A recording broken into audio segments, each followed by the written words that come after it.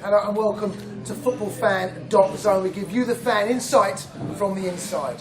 Okay, gentlemen, let's talk about England's disappointing World Cup campaign. 1 point, 2 goals, Kenny. Bottom of the group, the worst display of the World Cup by an England side. Pick the bones out of that. It's very, very difficult. I think when you look at the 4 goals, I think Steven Gerrard was very unlucky, but you've got to give credit to Suarez for reading that situation. I think the other 3 goals, we could have not conceded them. I think if you look at that, that's how professional you've got to be. You know, I know football club level, the Champions Premier League, if you lose a game and you lose it, you can get it back next week, but in the World Cup, you can't afford them mistakes. I think letting crosses into your box as easy as it did, I thought that was bad, and I think the corner, you know, where Rossi, he just lets it through his legs, and no one closes the ball down. He's allowed to have a touch. I'm thinking to myself, I can take my time here, I can have a shot. I don't think the performance was that bad, but we got punished when really should have been better defending. So the overall performance, it weren't that bad. I agree. I don't think the performances were that bad. I remember 2010 when we left South Africa. That, as a tournament, was an absolute debacle. That was worse, I felt, than the tournament we've just been in. Well, absolutely. The game against Algeria will live long in the memory as being one of the most inept England performances that I can ever remember. Yet, the games in this World Cup, it didn't quite feel so bad. Forget what happened against Costa Rica, we were out, so I'll just count that as a nothing match. You're looking at 2 games, Uruguay and Italy. Now, where I think there was a slight problem with the first game was, if you're going to play in Manaus, and you're going to, why base yourself in Rio to play in Manaus?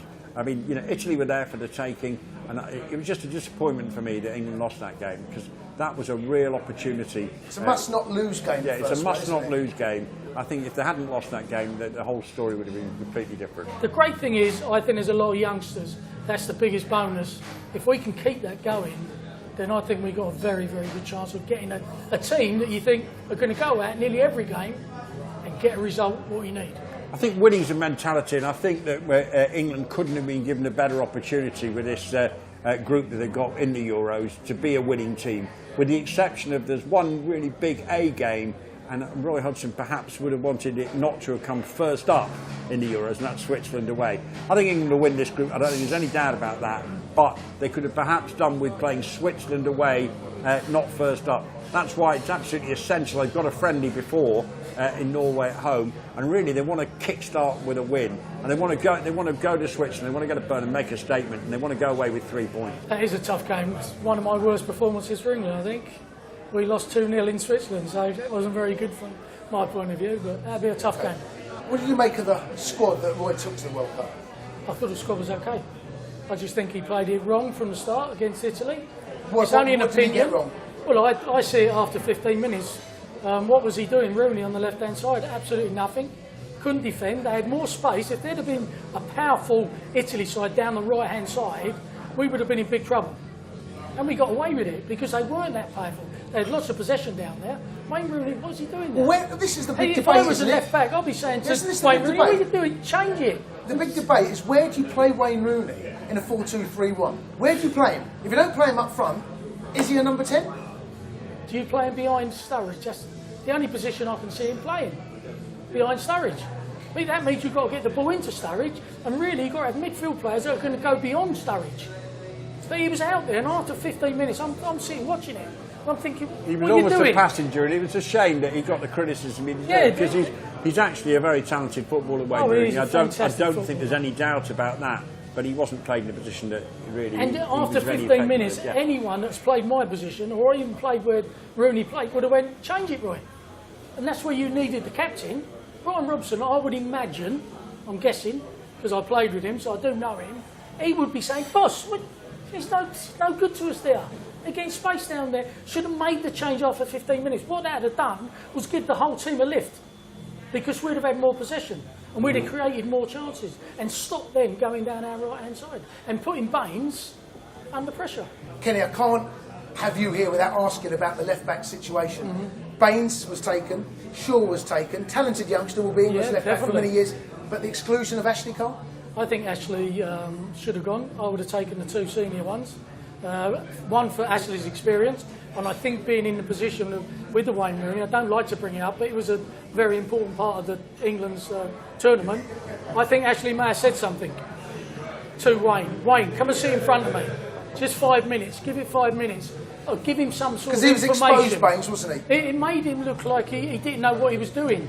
Because maybe he didn't have that inner confidence to say, "Oh, Wayne," because Wayne is a big name. There's no doubt about it. I know the Italians Kelly, I know the Italians were very surprised Ashley Cole didn't go with England. They were very surprised. If he'd been an Italian, he'd have been in the squad. That is for certain. Because you've got Baines to bring him on if there's a certain situation. If we get a free kick, why are we getting the free kick now? So we're 1-0 down. 5 minutes ago, you bring Baines on to take it because he's great at free kicks. So you've got that option. But Ashley's the more experienced. What about Luke Shaw? I think Luke Shaw is going to be a fantastic player. I love the way, because as a fullback myself, I used to love going down the line on my favoured left foot. I think I scored 1 goal for him. It was in my right. I don't think I've ever seen you kick a ball. No, I scored my only goal ring on my right foot. Was it 1 goal? It's really strange. I didn't know how to celebrate. I just went, "Oh, what's happening?" But I used to like to go down on my left-hand side to get crosses in or beat people and try and create something. But Luke has got that ability to come inside as well and get involved with midfield players, which I really enjoy. Obviously, his defending has got to improve every year, because I believe in the game, especially in the Premier League and European football, there's going to be more wingers encouraged to play football. So I think wingers are lacking over the last 15 years. We need more wingers. You see Oxlade-Chamberlain, the problems he causes, Theo Walcott, the problems he caused being a very quick winger. So I think you'll see more of them. So Luke, I would say, defending, he's got to improve every single year, because that's the most important thing. Make sure you defend properly. England have the nucleus of some great players. I tell you what, there'll be a lot of European countries who look at England and say, "I'd like that group of players." The question is, do we make the priority club football or internationals? At the moment, there's no doubt club football dominates in England. That's where the problem lies, period. You've got to give the international manager some chance. We don't. I think. And what would you change then? Well, I think the new structure of the Euros, funnily enough, is going to work perfectly for Roy, because they're having these groups of games over a period of days. So he's going to get a lot of 10-day periods with the players, which is going to work, I think, well. You're going to have 4 or 5 over the year, times when you can get the players together. And I think that, they've been given a very soft group, let's face it. If they can't get through in this group, they're never going to get through any major championship. England have virtually been given a bye through to the Euros, and providing they can do the business on the pitch against, in my opinion, standard of opposition that isn't up to England's level. Switzerland away, first game. Yeah. That is a tough game. That's a tough game. But, over the period, will England win that group? I'd be very surprised if they don't. I think the major thing now, Roy has had a good look. He's been in the job 2 years. Now, he's going to stay in his job. They've confirmed that. Now, when we have friendlies and when we have training sessions, don't worry about the result of the game, but what you've got to do in the 2 or 3 days, or if you have longer when you're playing qualifying games, is get them to talk to each other, get that defence under pressure. And I think that a major thing, when I was just falling out with George Graham at Arsenal, he worked on the back foot, saying, "Shami's," and they were this non-stop talking. It was like driving you mad. Everyone's talking to you all the time. So I feel like telling the centre half, and I thought, "Shut up, will you?" But that's important. So they get that communication, because Cahill and Jagielka are very good players, and they've got caught out. Now that should be done in training, and I think you do it. You take them away from the rest of the squad and do whatever you want with the squad, free kicks or whatever it may be. That's another thing I think is important. But get that back four together, talking all the time, and get the reserves in the England squad to play against them, put them under pressure, put balls in behind. Every sort of situation that you're going to get in a football match, so you teach them. And you've got to teach them. It don't matter if you're age 10 or 24. You can still be taught. I remember the Euros. I was commentating with Ray Clements on the Euro 96 game that went to the penalty shootout. And we got to the penalty shootout, and I said, "It's very appropriate. I've got a man who saved a penalty against Spain in a Euros." He looked at me and went, "Did I?" And I suddenly thought, "Oh no, it must have been Schultz." But I actually checked the thing, and he was in goal. So it proved he didn't even remember saving one in the penalties. But, he made so many, that's why he forgot.